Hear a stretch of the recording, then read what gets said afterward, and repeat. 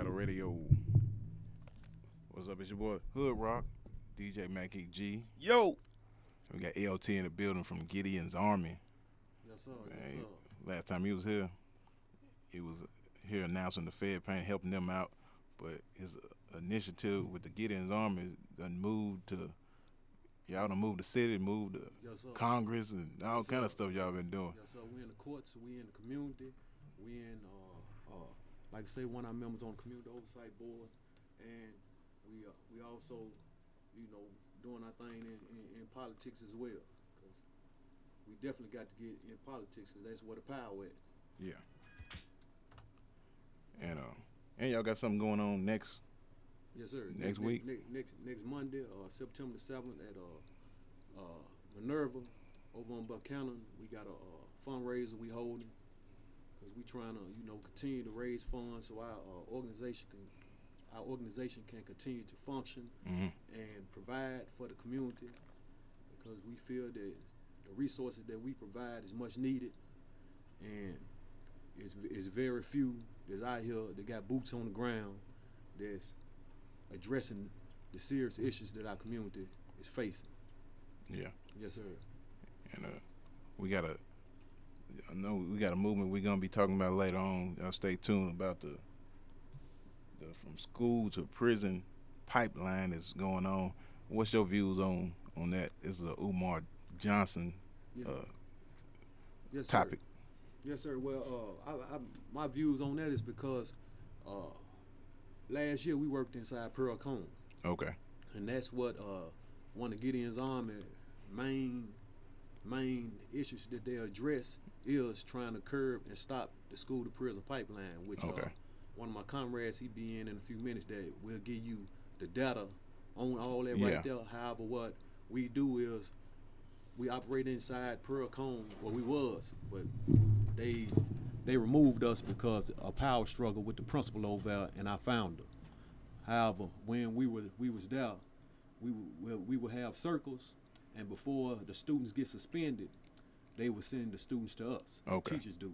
They'll send the students to us, and we'll sit the students down and we'll talk to them about first what was it that got them sent to us, and then how could they have done anything different. Yeah. And then we talk about conflict and resolution, and basically, see what's really bothering them, because in most cases, most of our youth are facing some serious situations. Whether they got friends who've been murdered, whether they got sisters and brothers who've been raped or molested, and a whole lot of trauma that they dealing with. And when they come to school, sometimes they just don't want to be bothered by teachers, and teachers may see a change in their mood and think that, okay, they being difficult. But no, they just dealing with something that they face with at home. Yeah. My wife is a school teacher. Yes, sir. And we talk about this all the time. And I tell her a lot of it, the fathers is missing from these homes. Yes, sir. Good fathers. Yes, sir. You know what I'm saying? The ones who really know what's going on and they ain't having it. And not letting the system tell them how to raise a child. You Yes, know sir. what I'm saying? You know what I'm talking about? Old school. Yeah, man, you know? for sure. And that's what's needed. And I'm telling you, I know I appreciate the old school. You know what I'm saying? Because I'd probably be dead or in jail if it wasn't for old school. You know what I'm saying? Let me know that ain't what you want, bro. Yes, you sir. know what I'm saying? Yeah. There's You always had your somebody- daddy with you? My daddy was gone, but I had men in my life. Okay. You know what I'm saying? Father figures to look up to. You know what I'm saying? Constant. My mom always kept a constant male figure in my life. You know what I'm saying? Church. You know, even to the military. 'Cause I went to the military. You know what I'm saying? The 80 years Army. And I always needed that void filled. Yes, sir. But I was smart enough to make sure whoever filled this void is worthy to fill this void. You know what I'm saying? Worthy of my ear. And yeah. Yes, sir. Yes, sir. I appreciate it. You know what I'm saying? I appreciate it. I appreciate it. And that's what we need, man. We need more of that old school type of upbringing. Yeah. Because even in our communities, not just in the schools, we need that in our communities. Yeah. Yeah. Because It take a village to raise a child. yes, sir. It take a village. Just mind your business. Only apply to certain things. Yeah, it's social media make you mind your business a little bit more. More people don't talk to each other. You know, and that's crazy. Because they you know what I'm into the saying? phone and mess. They'd rather record versus make comments about it online. They'd rather sit there and record versus actually helping this person out. Why are you sitting there and recording this person going through this issue when you could be helping them out real quick? Exactly. And you possibly can save this person. You could possibly be a testimony to this person. You never know, man. You never know what they going through. Mm-hmm. By the sense, sometimes you got mind your business, but in certain instances, that ain't gonna fly. Especially when it come to your own. Yes, sir. Especially when it come to your own. Yes, sir. And another thing, I know y'all been doing a movement on the store in North Nashville by Fisk. Yes, sir. I heard a little bit about it. I don't know the full story on that. Paul's Market. I heard about that. I ain't know. I still thought it was black owned, but your African homeboy used to own it. No. They got new owners. They have been bought out by some, I guess, some foreigners. I would say, you know what I'm saying. And what happened was, it been several incidents that have taken place up there. Yeah. But then one particular incident that pushed us to go inside and address it was they shot at a woman. What? First they hit her in the face with a golf club, and then got to shooting at her.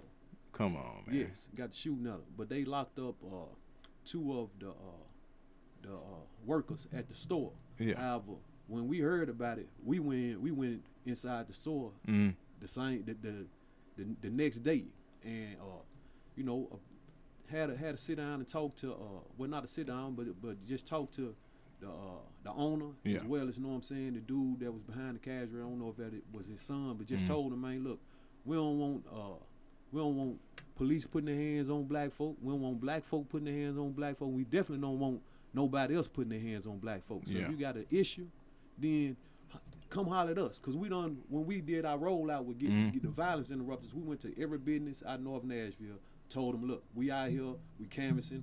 If y'all got any type of issue with our people, holler at us. Here go our contact. You know what I'm saying? So our whole thing is, if somebody y'all feel that's unruly or whatever, just call us. We'll come. We may know they people, or we may know them. You know what I'm saying? But being that they see us every day coming through, you know what I'm saying, when we canvas, then of course they gonna listen to us. Cause we give them dollars. We, know what I'm saying, give them whatever, know what I'm saying, that they may ask for. But most of the time we just sit there and give them some this support. Just somebody that was bumming, begging for stuff. This is a regular store. Somebody trying to buy something at the store. Exactly. The sister, you know how our people is, in particular our sisters. They kind of aggressive with their mouth. But that still don't require you to, know what I'm saying, exactly, hit her in the face with a golf club and then shoot at her. Know what I'm saying? How they feel that? I'm trying to, how they get the confidence to do that? Man, and that's, but see, dude, it's a whole lot of variables that. with that whole, with them having that type of mindset, thinking that they can come in and do something like that. You know what I'm saying? They've been falsely informed. Exactly. You've been misinformed. and that's my thing. Either they got the green light to do it, or they just think that we soft out here. Know what I'm saying? And it's neither. Exactly. Know what I'm saying? And when I say the green light, know what I'm saying? Is it, know what I'm saying? The police department, know what I'm saying? Did they tell y'all that y'all, know what I'm saying, if y'all having problems, know what I'm saying, that y'all can deal with it in any type of way y'all want to deal with it? Know what I'm saying? Because that's the only way I see y'all doing that like balls that. to just do busting that. And if they did that, that's illegal. But then you got to look at, most people that come from other countries, just like us, everybody here in the United States are captured people. Know what I'm saying? Either you've been captured and brought over here, or we done invaded your country and you done turned on your country, and you can't go over there no more, so they let you come over here. Know what I'm saying? So therefore, you basically a war criminal. Know what I'm saying, in your country, so you can't go back. So now you might got some green light to do whatever because you help this government. You know what I'm saying? Not saying that was the case, but I'm just throwing it out there. Diplomatic immunity or something like that. They probably you got some type of immunity. So we just got to just be mindful of just what's taking place in our community, and we don't know that if we, by us walking and canvassing, you know what I'm saying, the 3728 zip code, which if people didn't know, got the highest incarceration rate in America. In America. Yes, sir. That's where I came from, but I made it. luckily we made that. You in 37208 too, right? Mackie, you close to it, Bardo. Around there, I was Bardo 37218. I was right over the train track. Okay. But still, my grandparents lived in 37208, and my auntie still is there. She still lives over there. Yes, sir. You know what I'm saying? So I got family. Yeah.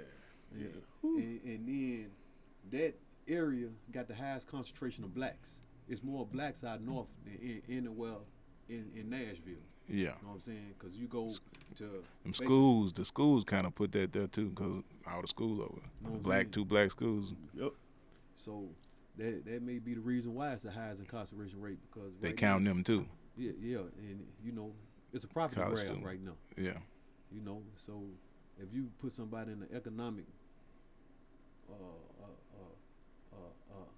where they suffering or they having issues, you know what I'm saying, with paying bills and things of that nature, then you lock up a son and give them a high bond. You know what I'm saying? Now it's either you gonna have to take care of your child while they in prison, or put your house up to make their bond. Yeah. And then if they run on that or whatever the case may be, now your property in jeopardy. You know what I'm saying? Then they snatch your property. Now next thing you know what I'm saying? I ain't realize there is a setup like that. Put high bond. That's what their mama gonna do that if they got the house. They're gonna try to get them out. So it's a whole lot going on. My granny ain't doing it. She gonna do your ass right there. Yeah. My mama the same way. Now I'm gonna do you right there. Yeah. She like if you stupid enough to do a crime without neither one of y'all went though. Neither you and your brother y'all didn't had that problem. So you had a problem. You don't know. You never know.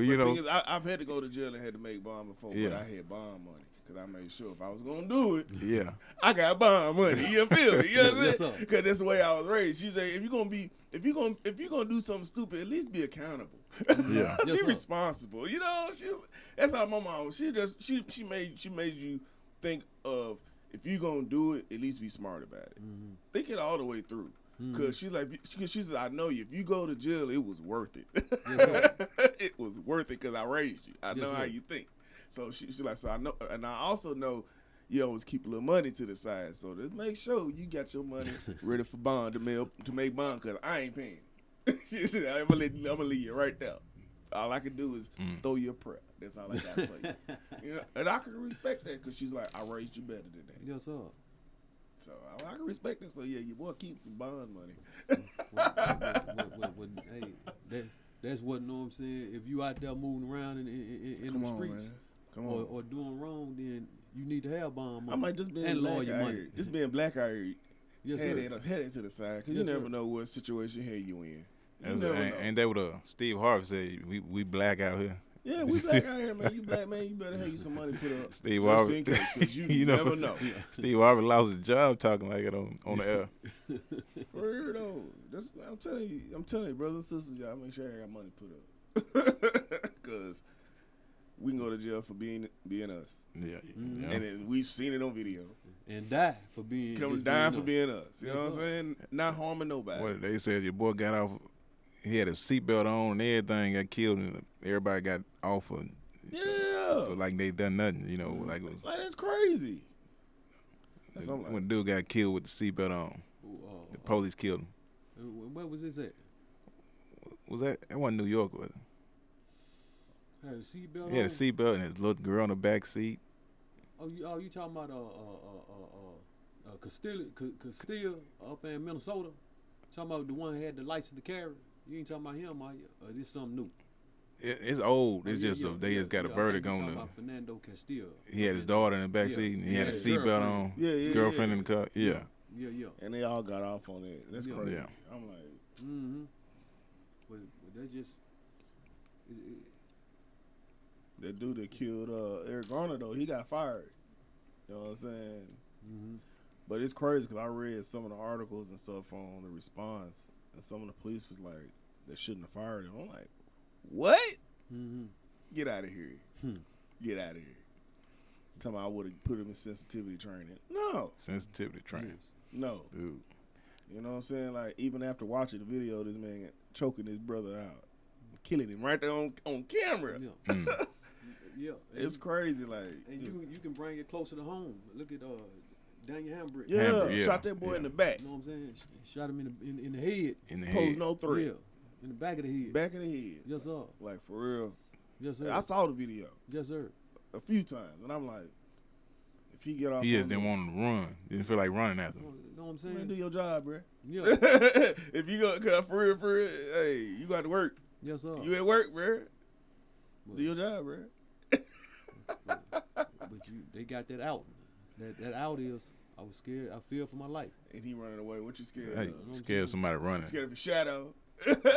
Shadow running too slow. You know what I mean? What is it? Hey, we finna play a couple commercials, man. Y'all stay tuned.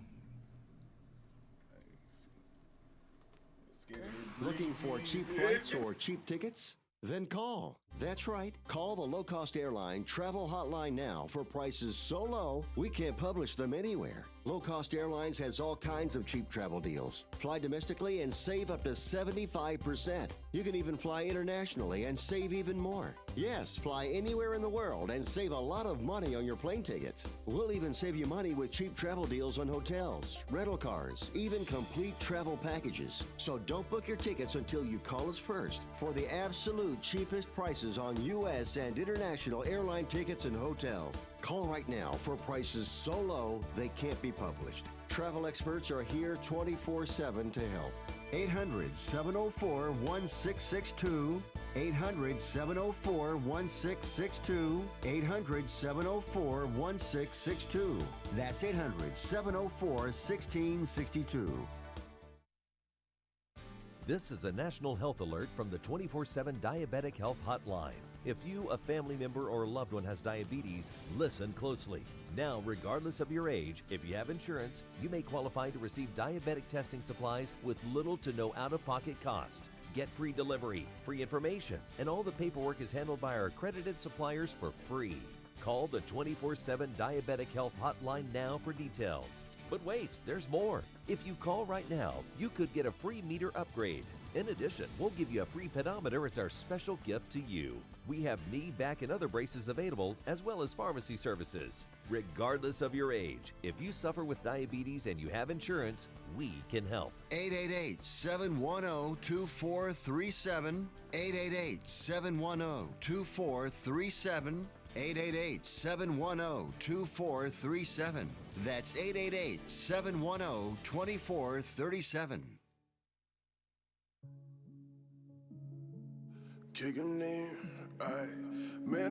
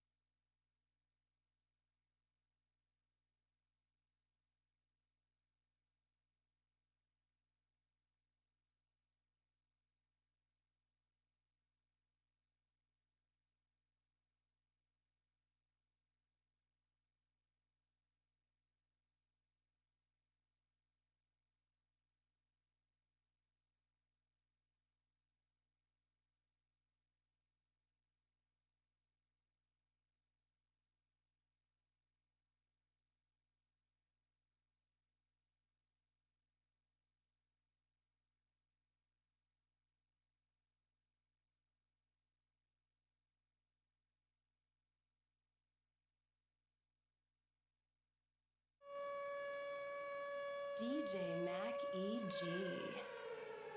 WeeBattle Radio.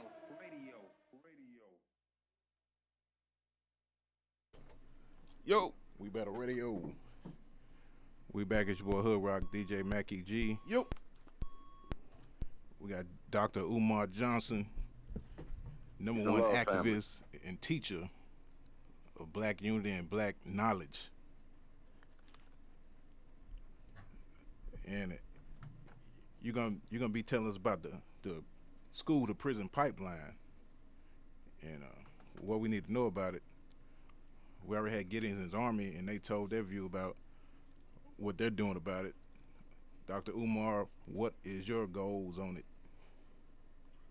Well, firstly, we have to make sure that the community understands what the school to prison pipeline is, or what I more accurately refer to as the psycho-academic Holocaust, from grade school to the graveyard, which is a 5-stage process that America has designed to destroy the lives of every black male in America that they can possibly get their hands on.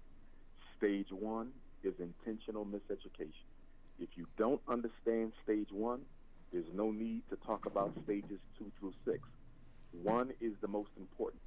We need to be clear that the miseducation of black boys is a deliberate act of war. It is not an accident. It is not because the children don't have dads, or the mothers are poor, or that they're on welfare, or they live in public housing, or the teachers are underpaid. That has nothing to do with it. Black boys are deliberately miseducated to make sure that they cannot challenge white males for political economic control of the American social order. So that's stage 1. Stage 2 is special education. The deliberate evaluating and misdiagnosing of black boys with disabilities and disorders that they do not have, the most popular and most lethal of which happen to be the learning disability and ADHD. Stage 3, psychiatric medication. If they can't destroy him with miseducation, if they can't destroy him with special education, they then give him the psychological handcuffs, the Ritalin, the Adderall, the Concerta, the Medidate, the Cycler, these drugs, which are worth tens of billions of dollars to the drug companies that publicly trade on Wall Street, which destroy the mind, body, and soul of black boys, often to the point where many of them won't even be able to live a normal life. That takes us to stage 4, juvenile incarceration. When we talk about school to prison, that's exactly what we mean, because the school is the #1 source of fresh bodies into the juvenile detention center. I had a judge tell me, a state, New Jersey state judge, tell me to my face that most of her referrals to the prison system do not come from street police. They come from the public schools themselves. Oh, yeah. Stage 5, psychological frustration and alienation. This is when a boy begins to feel the effects, the psychological and spiritual effects of the psycho-academic Holocaust. He's hurt because he was told that all he had to do was go to school, do his work, behave himself, and he would be fine. He learns that that's not the truth. And moreover, he learns that black people are not organized to do anything about what's being done to him. So he's hurt, he's frustrated, and he's very, very disappointed that he's being blamed for the problems that were created, not by him, but by the system. And that takes us to stage 6, the last and final stage, which is extermination, premature extermination. Black males out here killing each other, black males being killed by police, genocide, black males killing themselves through suicide, all because of what? Not being able to overcome the frustration and the systematic effects of the psycho-academic Holocaust. Miseducation, special education, psychiatric medication, juvenile incarceration, psychological frustration, premature extermination. When you ask the question, what am I doing about it? My strategies, or should I say my war to destroy the psycho-academic Holocaust, has 4 components to it right now.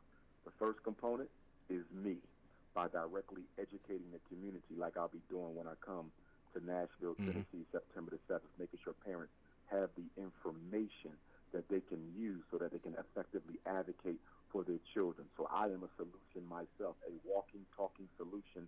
No school psychologist in this country has been more unapologetic or more effective in educating and equipping parents with the information they have to save our children. So I am a solution myself.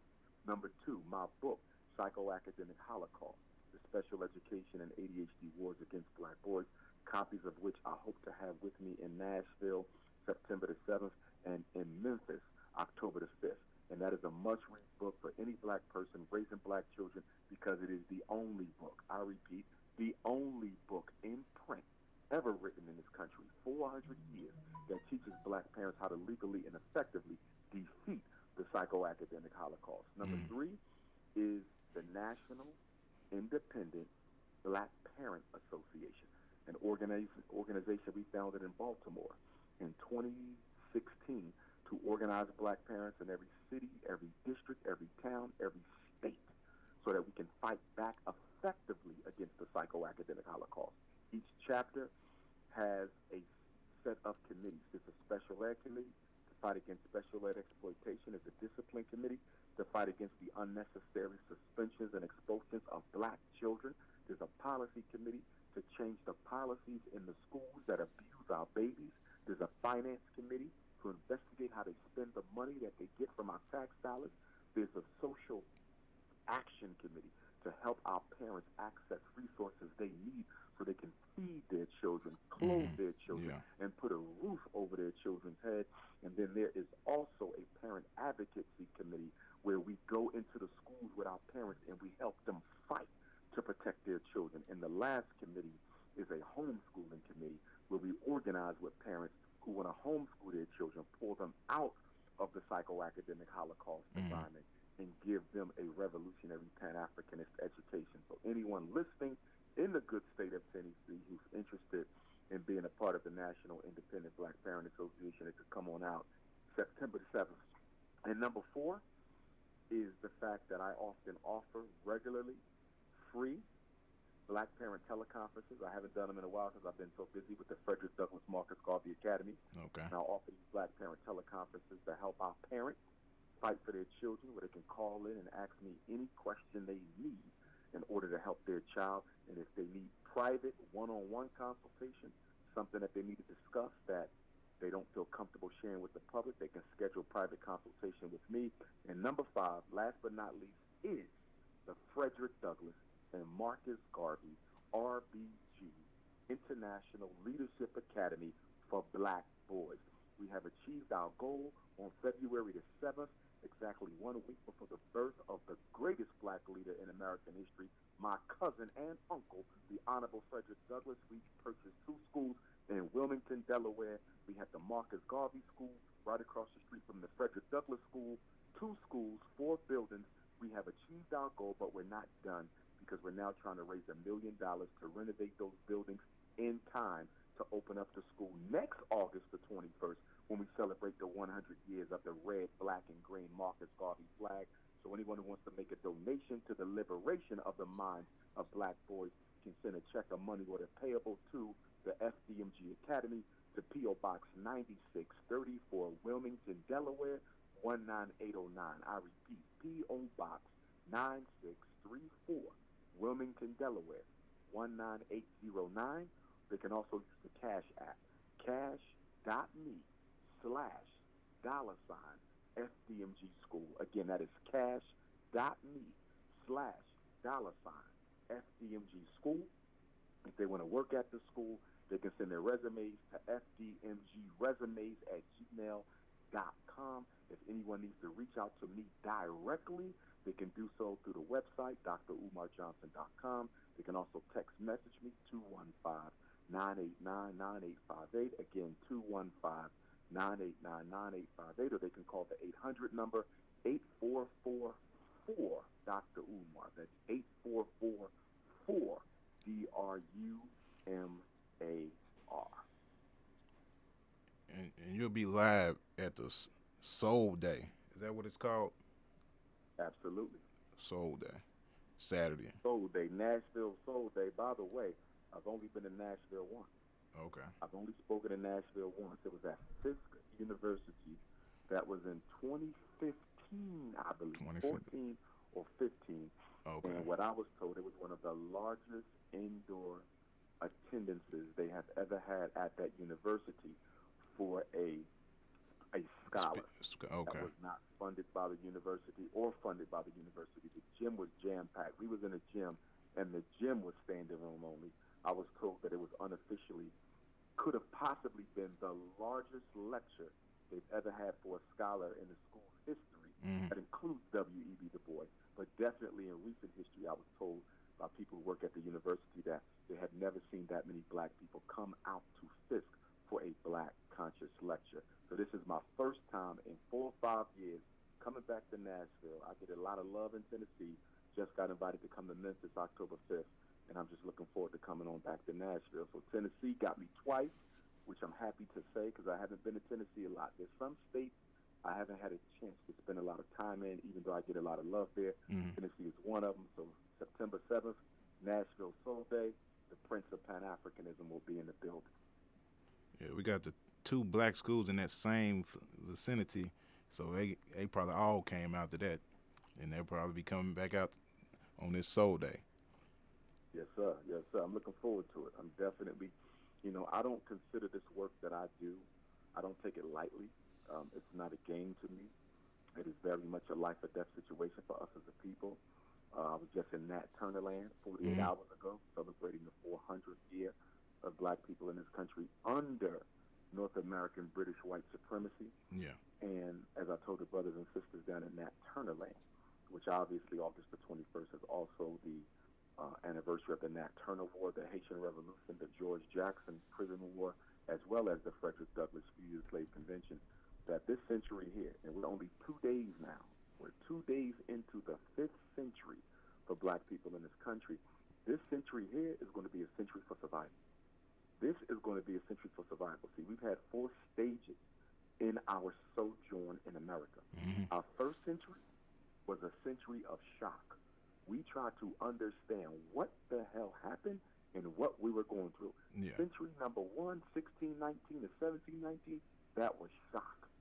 Century number 2, 1719 to 1819, that was a fight for our humanity. Black people had to fight to prove that we were people. 1819 and 1919, that was a fight for our liberty.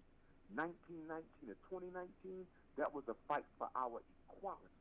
And now we are in our 5th century, 2019 to 2119, and that is a fight for African survival. Wow. And on that note, and your school, I know it's going to be, you're not going to have one across the country, so are you going to do like something for kids to go to the school online, since online is so big? What I plan to do, first of all, I'm not a big fan of online schools. I'm a very much an old-fashioned Booker T. Washington, Carter G. Woodson type of an educator. I believe that people teach people, not computers, not laptops, not screens. We do it. So I'm not a big fan of online schools. In fact, there's no literature that proves online school is better than a real in-your-face school. The reason online schools are so popular is because they don't cost a lot of money to operate. It's about money. It's not about properly educating the child. It's about money. With that being said, though, because I do recognize the urgency of the moment, when we do open up school number 1, the mother campus in Wilmington, Delaware, Harriet Tubman, Frederick Douglass City, I only say that because they spent much time there. But when we open up the mother campus in Delaware, we do plan to build a virtual school. And what I mean by virtual school is that rather than being taught by a laptop, the child will be able to patch in visually into the classroom as if he or she is in the classroom, because we do plan to open up the Anna Douglas and Amy Garvey Academy once we've gotten the Frederick Douglass Marcus Garvey Academy up and running. But they'll be able to patch into the class by way of their computer or television. And then their classmates can see them, they can see their classmates, they can see their teachers, and they can be taught. Okay, they can be taught long distance. So it'll be a distance learning environment versus an online school. That is definitely something that we will be creating. All right. That's what we're going to need in Nashville, because somebody, once you come to speak with, people already know about the school, because I haven't seen a lot of video you talking about the school, so I know it's a lot of people trying to be a part of it and try to get their kids and I want to thank some Black real Tennessee. learning. you know. Because over these past 5 years, I received a lot of donations from the state of Tennessee, brother. A lot. They came from Chattanooga, Memphis, Nashville, Knoxville, you name it. I got a lot of donations, brother. A lot of brothers and sisters across that state. In every nook and cranny, they sent in checks. They sent in money orders. They was on the GoFundMe. Now we have the Cash App, so shout out to Tennessee. I'm going to have to do my research.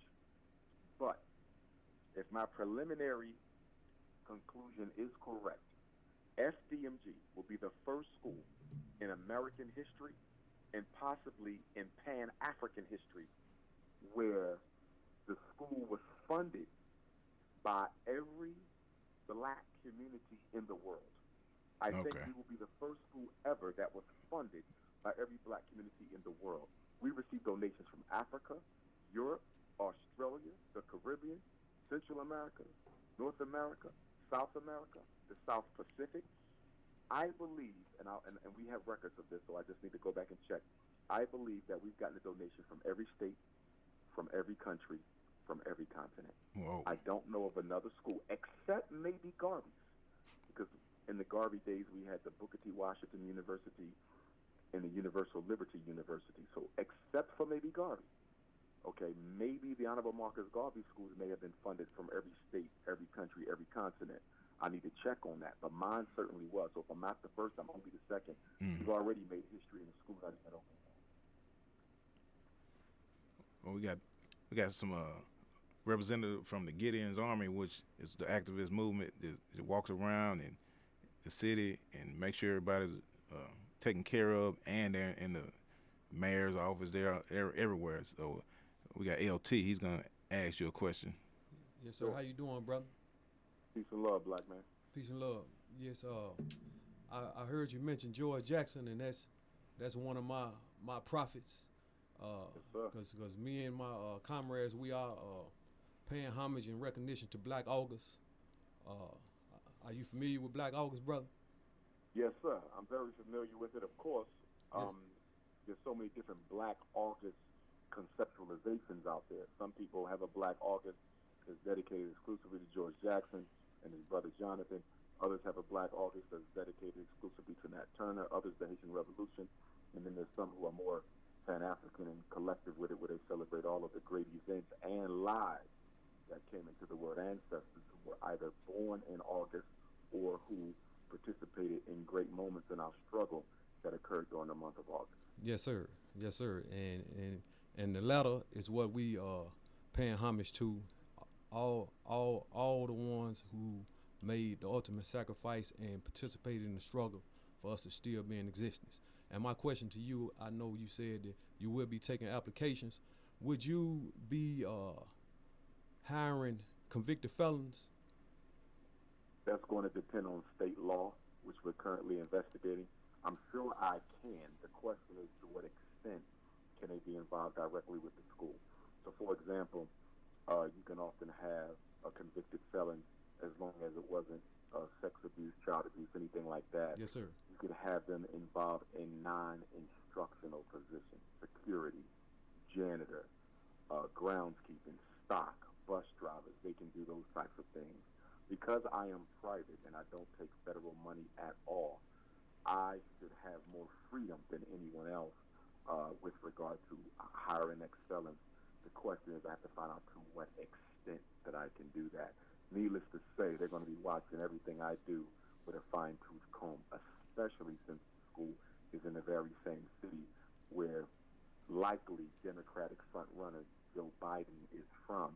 The former vice president lives in Wilmington, not far from the campus.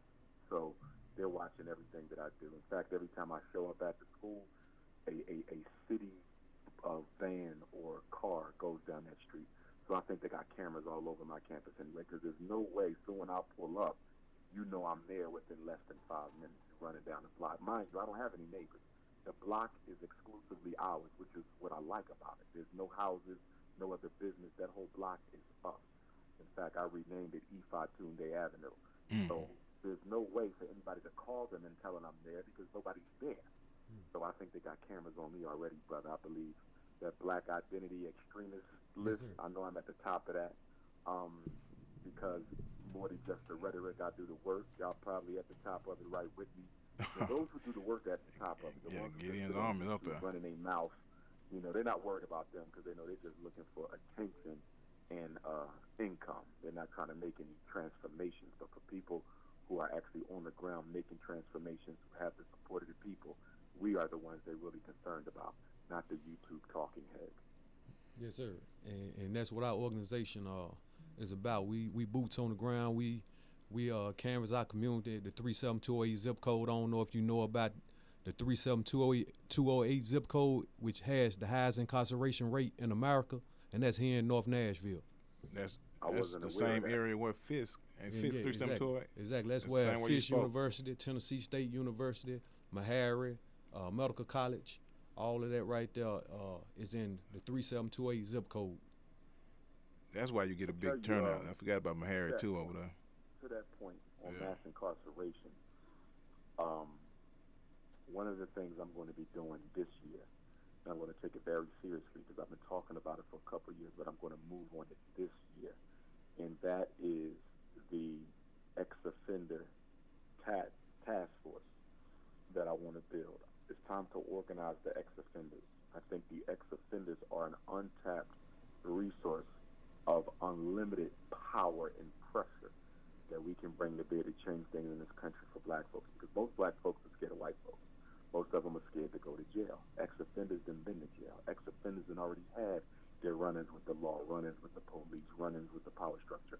In other words, they've already been there and done that. They are our most revolutionary-minded, and many of them are our most intelligent brothers and sisters, because those years that they spent behind bars, they actually used it as an opportunity to detox their minds, and they were able to re-educate themselves, as our brother L. Hodge, Malcolm X, did when he was behind bars. So for me, I think the ex-offenders are the vanguard of the revolutionary struggle, not the sidearm of the revolutionary struggle. See, one of the problems we have as a people is we have bought into the black bourgeoisie dictatorship of the black struggle. So under the past 50 years, since the assassination of Dr. King, we have looked to the educated elite and the economic elite to save us and to guide us. But as the late, great Dr. Carter G. Woodson said, father of black history, whose house we just visited in D.C. this past week with my E-Phi Tunde University course on Pan-Africanism, Dr. Woodson told us in Miseducation of the Negro that those who are the most educated amongst us are also least likely to participate in our struggle. So we have to transform the narrative and transform the mindset that has black people continuously looking towards bourgeoisie for solutions. You're not going to get any solutions from the bourgeoisie because they make their living catering to and protecting the status quo. Yeah. Yes, sir. Yes, sir. And this LT still talking to you from Gideon's Army. I just served 20 years in federal prison. I was sentenced to life in prison in 1997. My sentence got overturned from life to 24 years when they changed the crack law in 2008. So, and I got immediate release in 2016 up under Drug Minors 2. So, my thing is, and my fight where I'm out here is to represent the brothers that I left behind who still got life, who fighting to get up out of there, and brothers who in the state who got life or got long sentences. I want to be the example to show that brothers can change and brothers can be out here and be part of the solution as opposed to being a part of the problem. And that's what we doing here in Gideon's Army. We pushing this movement, and we trying to link up with whoever, know what I'm saying, got some great ideas and got some courage and got some boldness to speak truth to power and put overalls on your words. Absolutely. Powerful, powerful. I'm with that. Hopefully while I'm down there, I won't be there long, but I hope there's an opportunity for those who are serious about the movement, who are more interested in change versus pushing their particular doctrine or ideology. I hope there's an opportunity for us to politic, even if it's just for an hour or so, whether it's a brunch or a late dinner, whatever the case may be. But I would love to meet with brothers and sisters who are about that work, and I would like it to be diverse, meaning I don't just want one organization. I want a collection of them. It only needs to be one or two representatives from each one, but I like it to be a collection of them, but only the serious ones. I mean, if it's a bourgeoisie movement, if they're white funded, then that's pretty much a sign that they don't need to be at the table, because as far as I'm concerned, if you're being funded by the enemy, you're not interested in defeating the enemy, because if the enemy gets defeated, you lose your funding. So only those who are economically independent and ideologically dependent, those are the ones I would very much be interested in meeting with on September the 7th. Yes, sir. Yes, sir. We'll look forward to seeing you on the 7th, right? Yeah, September 7th, September Saturday. 7th, yeah. Nashville Soul Day, the Prince of Pan-Africanism, September 7th. Come on out. I will be out there. Looking forward to meeting all my brothers and sisters. And that's East elders, Park, right? Organizers, activists, orators, the whole nine. This is our century right here. We are the first. We are the very first of our race to live through the beginning of our 5th century in this country. That is very, very significant, because we are the first leg of this new race. This is a 4x4. The first 25 years of the 5th century, the second 25 years, the third 25 years, and the last 25 years. We got the first leg. We got the baton first. We got the baton first. And the question is, what are we going to do with it? We are already 20 years into the 21st century, but now we're talking about being 2 days into the 5th century of black people in this country.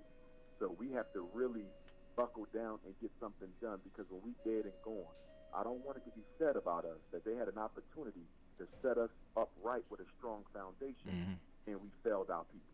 Because what we do or don't do this century here is going to dictate black survival, not only in America, but across the planet, because the whole African race looks to the black man and woman in America for their leadership. We just came back from Ghana 2 weeks ago. They look to us for leadership. I'll be going to Brazil and Colombia later this year.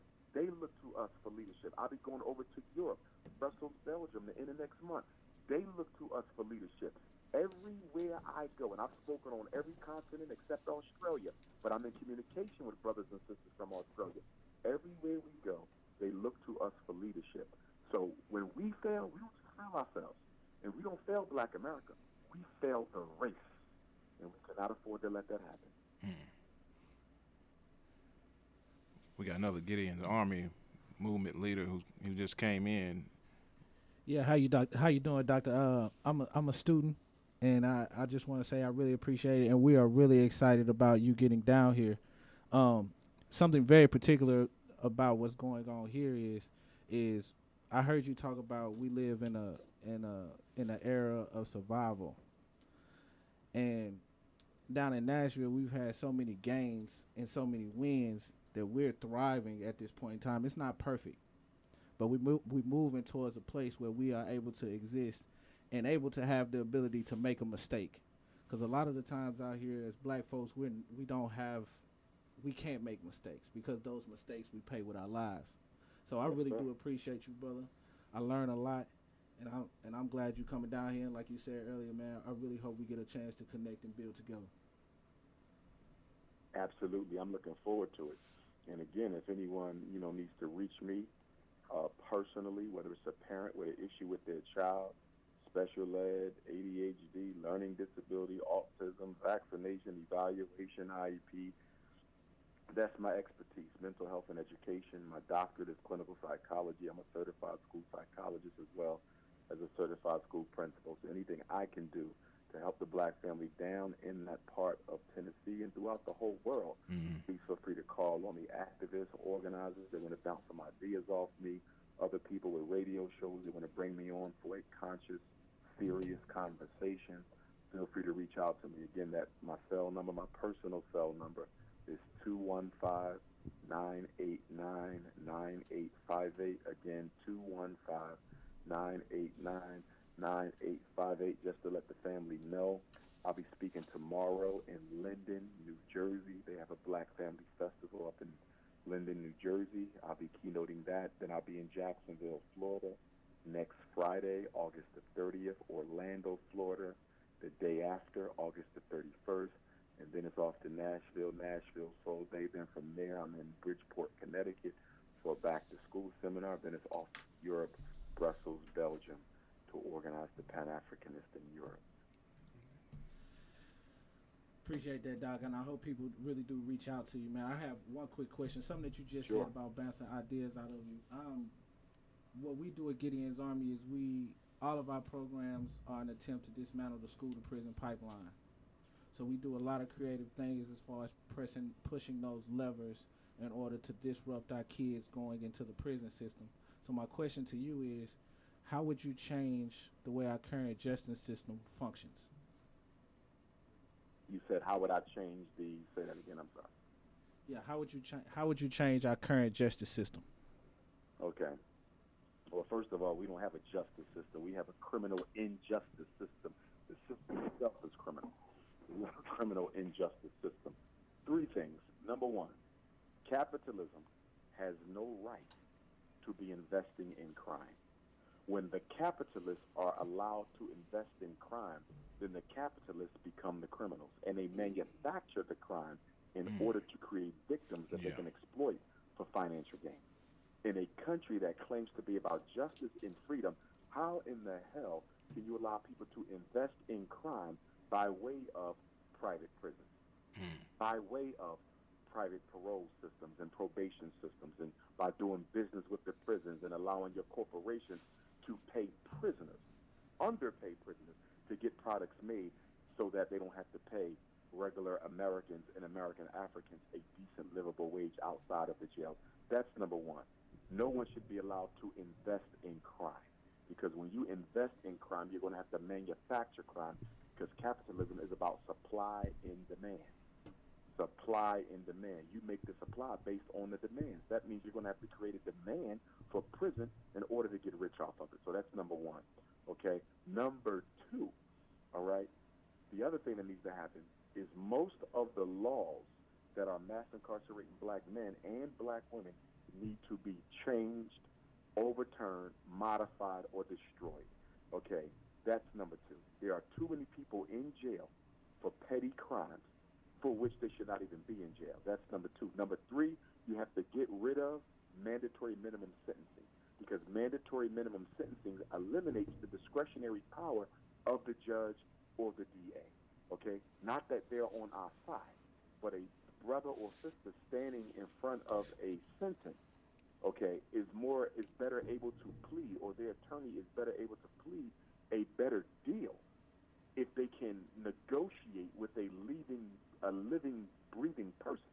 When someone tells you that he did this crime, so he automatically got to get 10 years, irrespective of the extenuating circumstances, she did this crime, so she automatically has to get 5 years, irregardless of the extenuating circumstances. That is injustice. That is injustice. So we have to eliminate mandatory minimum sentencing. We also have to eliminate the plea bargaining system. The plea bargaining system is so corrupt that it exploits impoverished African people who can't afford to pay for a decent defense. So they use fear tactics and scare tactics to convince us to cut deals that end up hurting us more than helping us. And the reason we're cutting them deals is because we can't afford to pay for decent representation.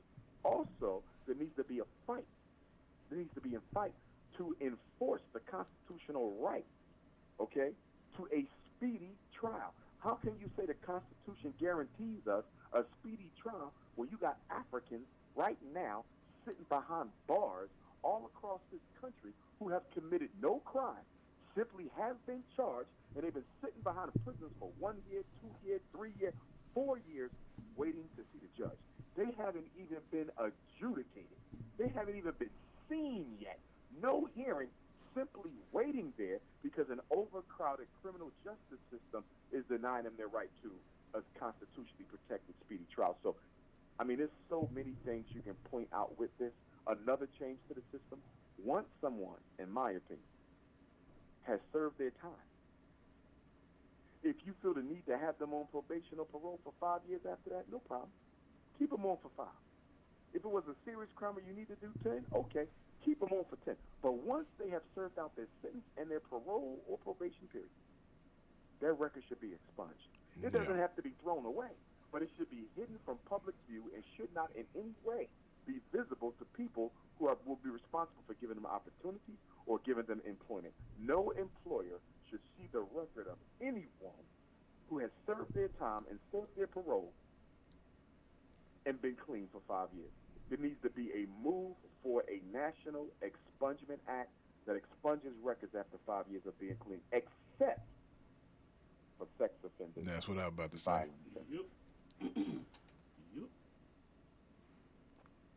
And we have a lot of our listeners are incarcerated from the Tennessee area. So, you have anything to say to motivate them? Keep their head up. That's number one. Keep your head up. Number two, incarceration forces you to become an entrepreneur. Incarceration forces you to become an entrepreneur. That is the silver lining. Of course, you need a job to get started so you can raise some capital so you can start building and growing and expanding your business. But it does force you to be an entrepreneur, which means when a brother or sister come out of prison, the good news, the bad news is they're going to have a difficult time finding a job. That's the bad news. The good news is that when they do get a job, they're going to ultimately end up working for themselves.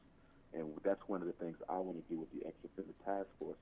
I want to start empowering brothers and sisters to start opening up their own businesses. And by having our celebrities, our rappers and athletes and actors create a system where they can apply for a small business loan so they can get their business off their feet. That's one of the things I want to do. If we can get them to do that, that'll work. Absolutely. Yeah. Oh, we're going to get them to do it. I mean, a lot of the celebrities, they hit me up all the time.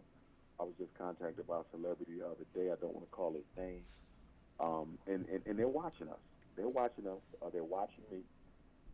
And basically the message I'm getting from them is they want to see how serious I am. Because what I'm getting from them is, listen, we are in a delicate place. We want to help. But before we stick our necks out there, we got to know that you're serious. And we got to know that your program is serious. That's the overwhelming message I'm getting from the celebrity class. So I'm gonna put them on the spot. Once I'm ready, I'm gonna put them on the spot and make them show and prove. Everybody knows the time is now. I believe this century right here is our time because it's either win or die. There's no other option. Frederick Douglass once said, my ancestor, he said, quote, either we must enjoy all the rights guaranteed to American people, or we must be exterminated. For never again shall we be slaves. Never again. And I agree wholeheartedly with him. We don't want half the rights, a quarter of the rights. Nah. Harriet Tubman said, what? Give me freedom or death. And if I can't have one, I'm a damn sure have the other.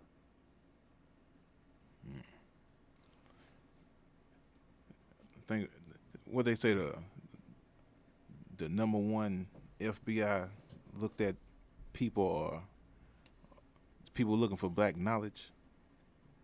Oh yeah.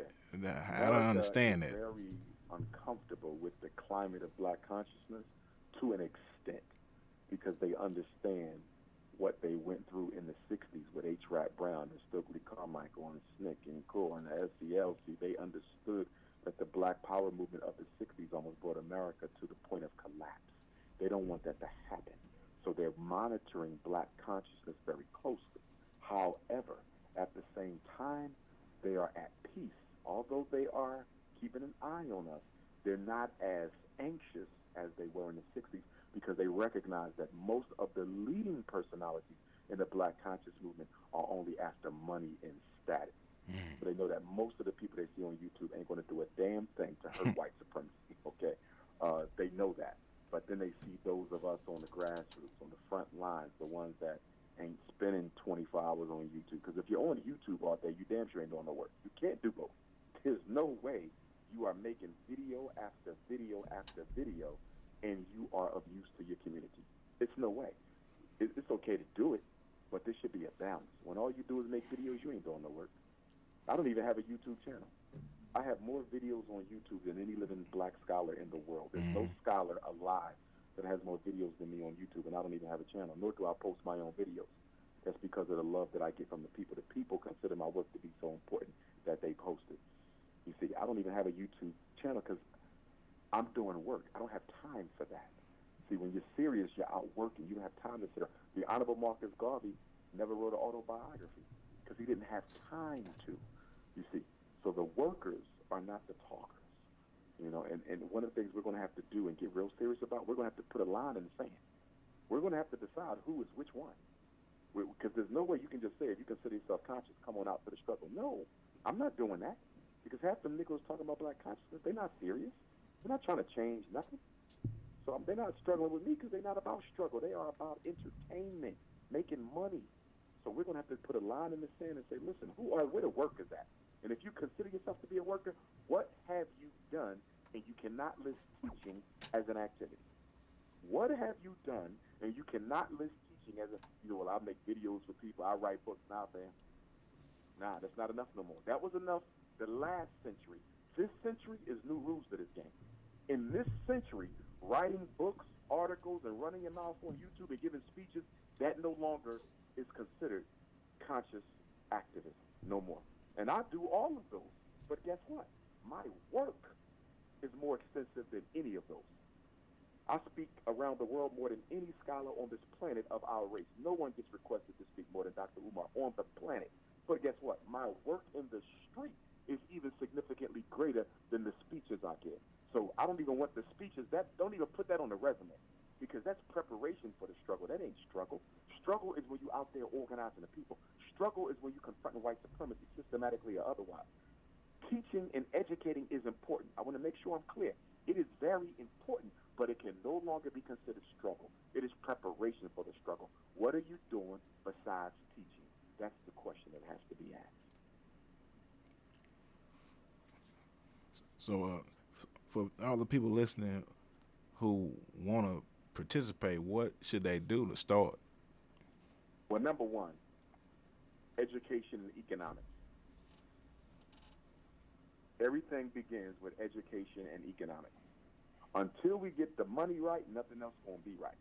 And we don't have to wait for reparations to get our economics together either. I'm tired of people thinking that until we get reparations, we can't do nothing. That's nonsense. We are a $2 trillion people. We are the richest group of Africans in the world. We are the 10th richest nation on the planet. We don't have to wait for reparations. Yes, we are entitled to reparations. Yes, we should continue to fight for reparations. But we do not have to wait for reparations to get our economic act together. So that's number one. Get your economics together. In fact, I would go so far as to say, until black people have their economics together, they're not serious. They're not serious. You're not changing anything about us if you don't change the mind or the money habits. You got to change the way we think, and you got to change the way we spend. If you don't change those two things, nothing else will happen. Nothing else will happen. So you need education and economics. Education changes the mind. Economic systems, building economically and educating our people economically and organizing economically, that's how you save the race. It takes money to do what we're doing. It takes money to build banks. It takes money to build hospitals. It takes money to employ our people. It takes money for factories. It takes money for schools. Hell, I know that better than anybody else. I still need $1 million to finish this FDMG project in Wilmington, Delaware. We got the buildings, but now we have to restore the buildings. So without money and education, nothing else. Those are the first two things. Black people running out trying to figure out who they're going to vote for, who's going to be the next president. It don't even matter. Because if your money not in order, nobody's taking you seriously anyway. That's why black people are routinely ignored by every politician, black and white, in this country. All of them ignore you, Obama included, and they always will. You know why? Because they know you are not financially organized to make them suffer if they don't carry out the black agenda. Nobody got to take you seriously. Yeah. Until you got $1 million to fund a campaign, $2 million to fund a campaign, $1 million to keep a politician out of jail for standing up for black folks. If you ain't got money to pay this game off, you can't win this game. You can't win. This game is about money, not votes. If you ain't got the money, you don't get the vote. Why do you think every president has been a millionaire? Every president has been a millionaire. Every senator is a millionaire. That ain't no coincidence. It takes money to play politics. Black people getting into politics, trying to get money out of politics. You don't get money from the politician. You give money to the politician to carry out your agenda. So on the ground level, if somebody trying to start a business, I know everybody been talking about black banks. We need them black banks, but we could start with the credit union. It only costs $500,000 to start a credit union. $500,000 to get you a credit union. But again, black people have to reorganize their economic habits. That's where we're going wrong at. We got to reorganize our economic habits. And our values have to change. That's where the education meet the economics, because right now, black people's values is all about copying white folks' lifestyles. Our whole value system is about copying white folks' lifestyles. Mm-hmm. Why you got to have on Jordans? Why you got to have on the latest Louis bag, $500 jeans? Why is that necessary? It's necessary because I've been taught that in order to be somebody in this world, in order to be somebody, I have to buy the things that white people make. So white people decide how important you are. And importance is based on how much of their junk you can afford to buy. That's what we've come to. That's what we've come to, and we have to change it. Yeah, like you, brother, I'm a student of history, just like you. So I know that there's been other times, especially during the 60s, and we kind of talked about it earlier, where we've been highly organized to an extent. So my question is just what mistakes were made in the past that we can learn from? Well, after they killed King, the United States government decided to reorganize its approach to black oppression. And they decided that it would be better to use blacks to oppress blacks. Now, they've always had a black bourgeoisie, but they would create a whole new bourgeoisie that was so well financed by the United States government that it would put progressive black politics, grassroots politics, out of business forever. And so what they did after they killed King was they upgraded and promoted a whole new army of black coons, a whole new army of black coons. They start letting us into the white universities. We would get the degrees. They would give us the scholarships. We would come back and serve masses' agenda. Okay, that's why when I see black kids getting all these scholarships for college, I'm always concerned about who gave them the scholarship. Because when white folks feed your kids become loyal to white folks. When white folks feed your kids become loyal to white folks. So, first thing they did in the 1970s was they economically destroyed the black community. They went into the black community and they took out all the factory jobs and they took out all the trade skill training programs in the high schools. And the reason they economically destroyed the black community in the 70s was to make sure that we could not finance our own liberation. Because remember, all the organizations that fought for us were not financed by the government. They were financed by black folks. And we were able to finance them because we were business owners. We were tradesmen and women. We were plumbers and electricians and carpenters and auto mechanics and welders. We were bakers and barbers.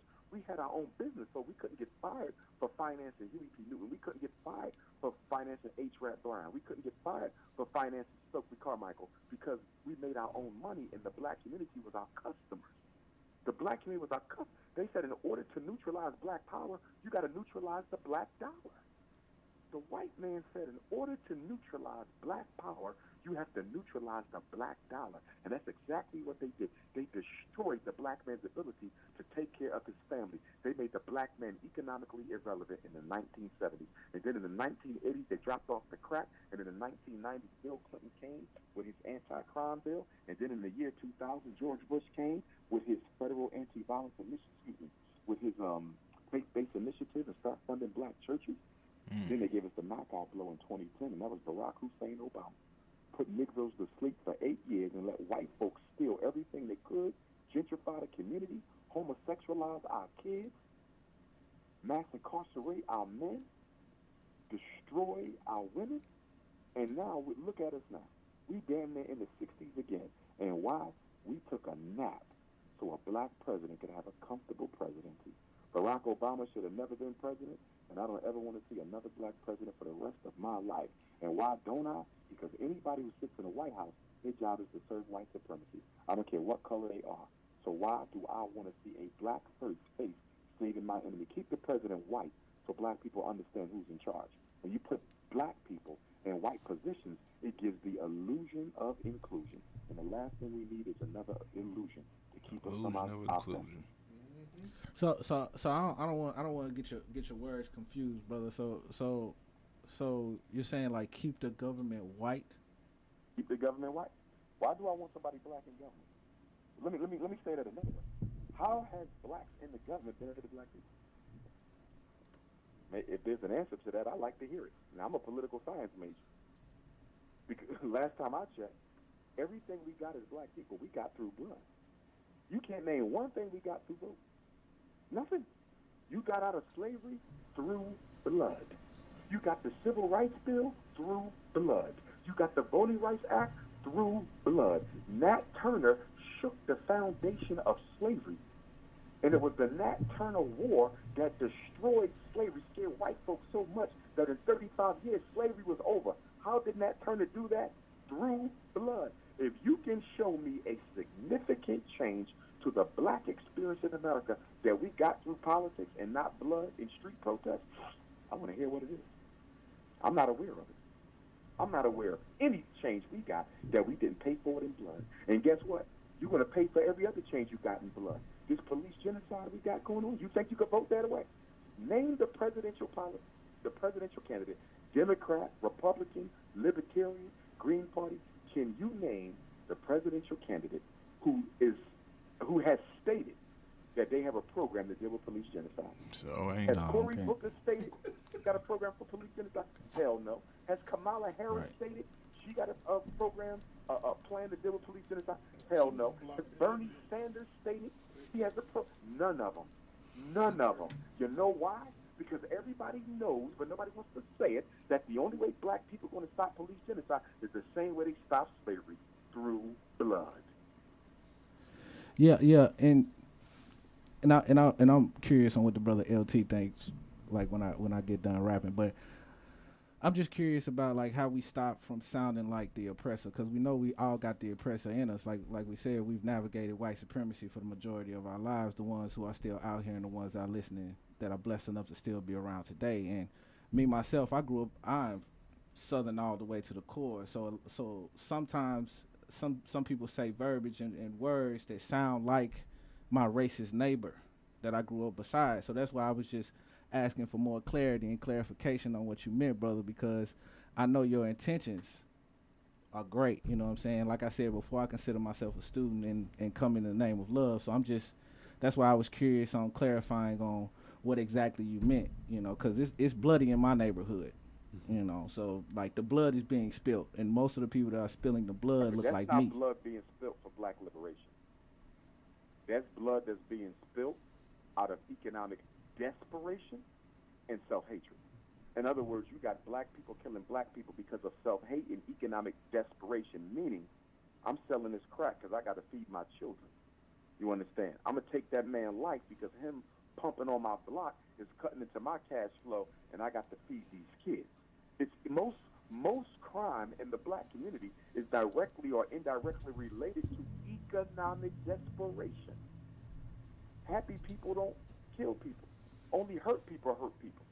So we have to realize that a lot of the chaos in our community is externally created by orchestrating economic desperation. And they're going to keep on intensifying the economic desperation to intensify the black-on-black crime. You see? So the crime that we see in our community isn't being done for our best interest. It's being done against us. Okay? We are killing each other in service of white supremacy. Because we damn sure ain't hurting nobody but each other. Ain't nothing revolutionary about that. As the late, great black psychologist and greatest scholar of the second half of the 20th century, as far as I'm concerned, the late, great Dr. Amos Wilson said, a black man that kills another black man is a black man with a white spirit. He's operating in the interest of his oppressor. So we got to understand there's progressive violence and there's non-progressive violence, but I don't advocate violence as the first stage of liberation. I want to be clear because I choose my words very carefully. Okay? Black people cannot win an armed struggle against the United States government, but that's not the first line of struggle anyway. Violence is the final. Anyone who knows military science understands that violence is the last confrontation. It's not the first one. What does Sun Tzu say? Sun Tzu say the greatest general wins the war without even shooting a gun. This is strategy and tactic. There's a political war we got to win. There's an economic war we got to win. There's a psychological war we got to win. There's a community war we got to win. There's an intellectual war we got to win.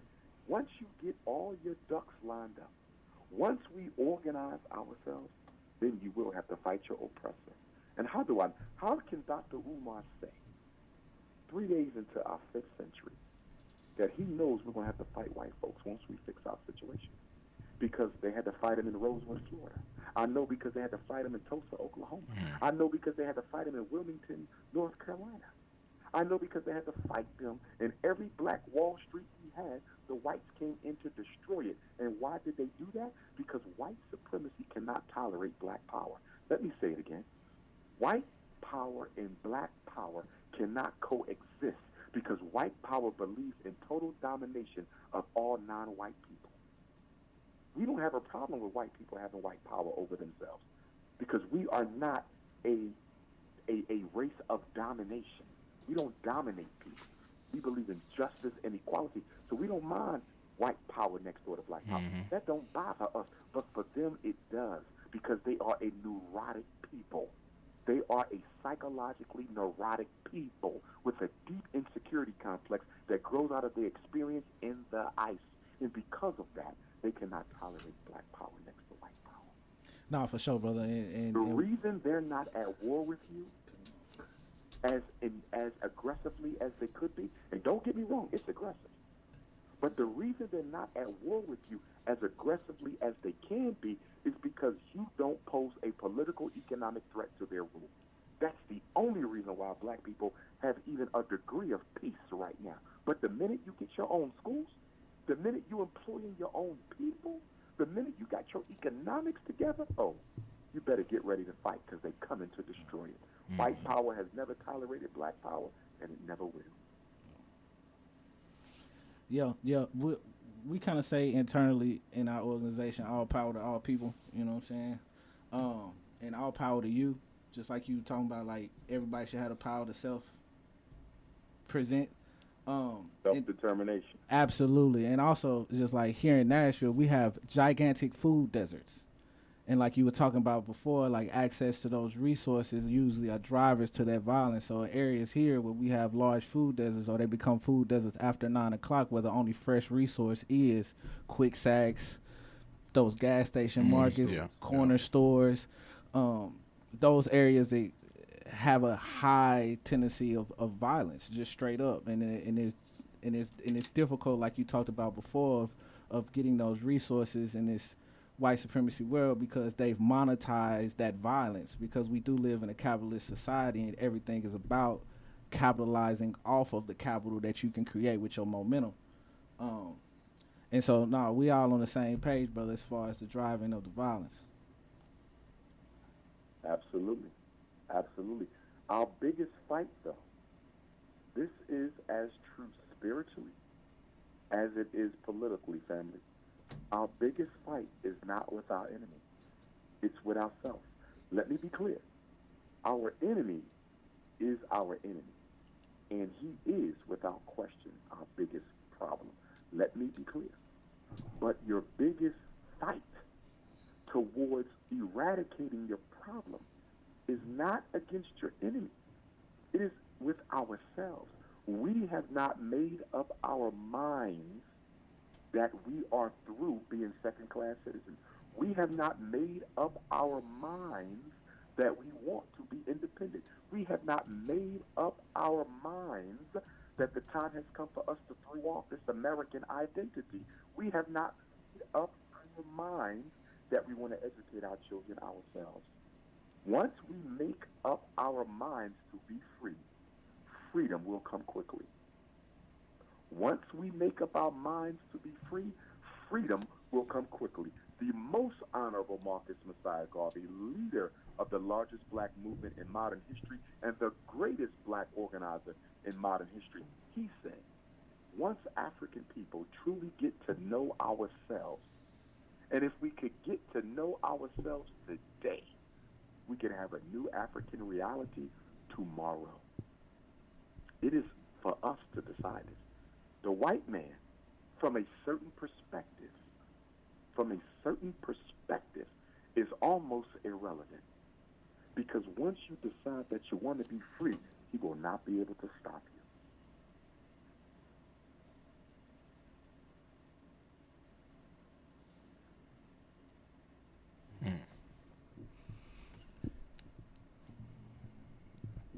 So this is a historic moment. You know, this is the station that Oprah Winfrey started on. James Brown been interviewed here. Jackson 5, Four Tops, all the latest great artists back in the day. This was the #1 black-owned station, one of the oldest stations, one of the only black-owned stations. Was on his own towers, on his own land. It all independently ran, and we got the #1 speaker and black activist and teacher in the world on this station. So thanks for calling in and teaching the people.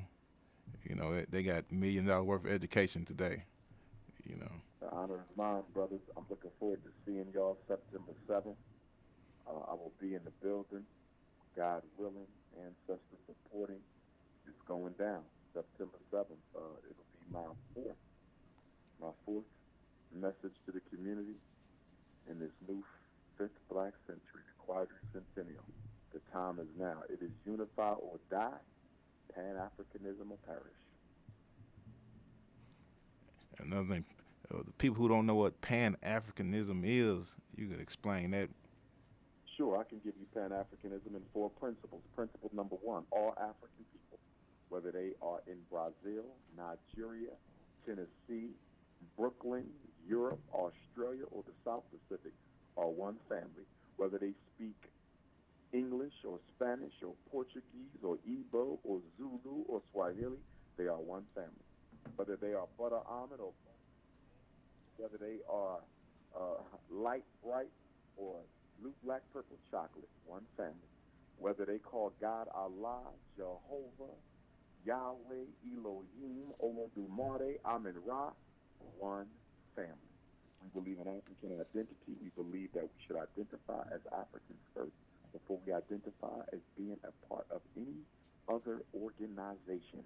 Your race is what is most important. Your race is what is most prominent. So that's principle number 1, African identity and the race-first mindset. Number 2, self-determination and African exclusivity. That means all problems that must be solved for Africans must be done by Africans without any interference from any alien groups. There is to be no white participation, and if there's to be no white participation in our movements, there certainly can't be no white participation in our families, which means the black man has no business dating or marrying or recreating with anything other than one of our queens. And the same thing for our sisters. It is all black organization. It is all black family. Principle number 3, as Africa goes, so goes all African people. We must internationalize the struggle. The black American struggle must be tied up with Africa's struggle against neocolonialism and independence. Africa is a living and breathing mother. She is our mother, our spiritual mother. And until our mother is free, none of us will be free. So until we recognize the role that Africa plays in the black American predicament, we won't be free. Why do you think Chinese get respected everywhere they go? Because China is strong. Why do European Jews get respected wherever they go? Because Israel is strong. Why do Anglo-Saxons get respected everywhere they go? Because Great Britain is strong. And why is black people disrespected wherever you live, including Africa? Because our mother is weak. And we have an obligation to build our mother up and make her strong and make the world respect her. And once we make the world respect our mother, the world will automatically respect us. And principle number 4. Principle number 4. There must be international African solidarity in all things. If we need schools, we got to internationalize it. We need political union, we got to internationalize it. We need a medical system, we have to internationalize it. What we do for any African, we do for all Africans. That's Pan-Africanism. You know, I was told once that it was the same time black people were everywhere. So is a foundation in North America, you know, some native black Americans? How does that work? They came from Africa. Everything's still. I don't care where you are or how long you've been there. Yeah. You came from Africa. Sure, we were here before slavery. Sure, we was here before Christopher Columbus. But we came from Africa. Sure, we was in Mexico. Sure, we was in the South Pacific. Sure, we was in the Caribbean. But we came from Africa. We are the first people to transmigrate this entire planet. We are the first people to settle every continent, every island, every country, but we came from the Great Kingdom, and the Great Kingdom is Africa. Remember, in every country you have a capital. And so although the whole world belongs to African people, the capital of African people is Africa.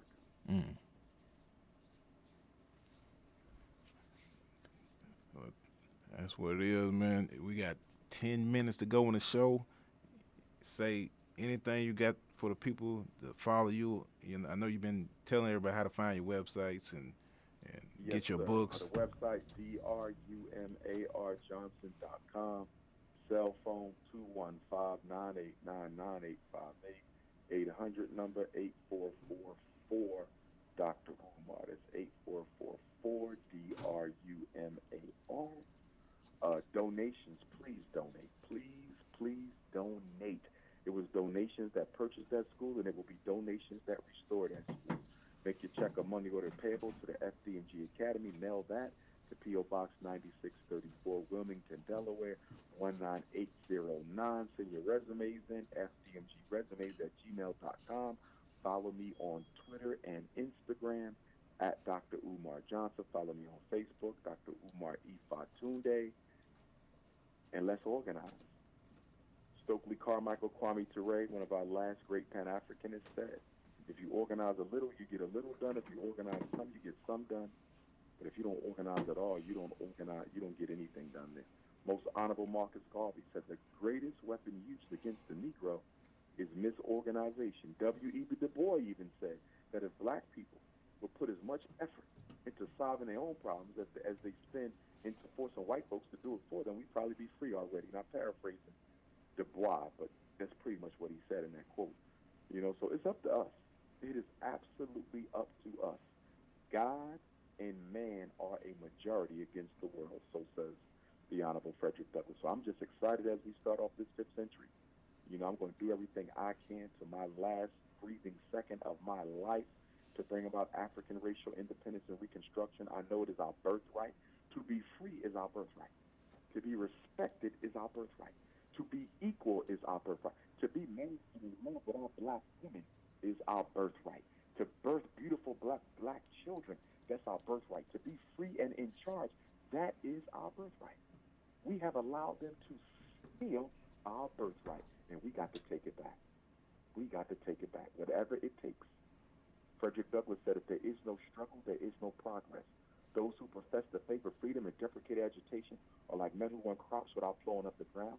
They want the rain but can't stand the thunder or the lightning. They want the ocean but can't stand the awful roar of its waves. Douglass said, for 20 years I prayed on my knees to God for freedom, but the good Lord gave me no freedom until I got up off my knees and started praying with my feet. He said, if you want respect, why do you look for pity? The man who pities you will never respect you, and the man who respects you doesn't have a need to pity you. Garvey said, without confidence in yourself, you are twice defeated in the midst of life. With confidence, you have won even before you have started. It is up to us.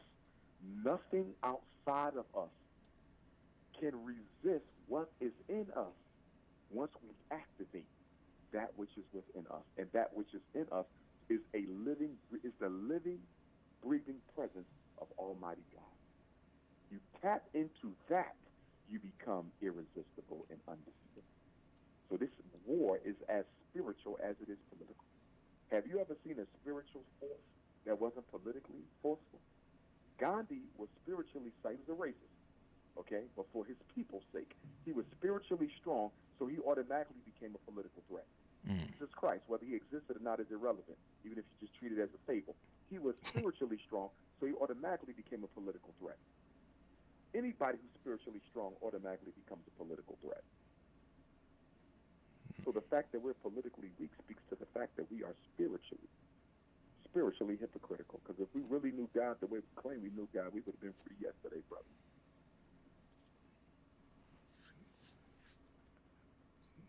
That's what. So, is it? What church should we be going to, and how should we gather our spirit? Inside you, the church inside. The biggest scams ran on mankind is that you need to go into somebody's building in order to serve your Lord and develop yourself. Not at all. Most spiritual progress is done in solitude. Jesus stayed by himself. Buddha stayed by himself. Krishna stayed by himself. Muhammad stayed by himself. Abraham, Jesus, they all stayed by themselves. Show me the great spiritual teacher and leader who spent this time around other people all the time. The temple of man is within. Ain't no church. Ain't no church. The whole world is a church. And God is the pastor. That's what it is. Thanks for calling in. We finna get the last words. I know Gideon's Army got. No doubt, brothers. I appreciate y'all. Looking forward to seeing y'all. I guess we got about 2 weeks now.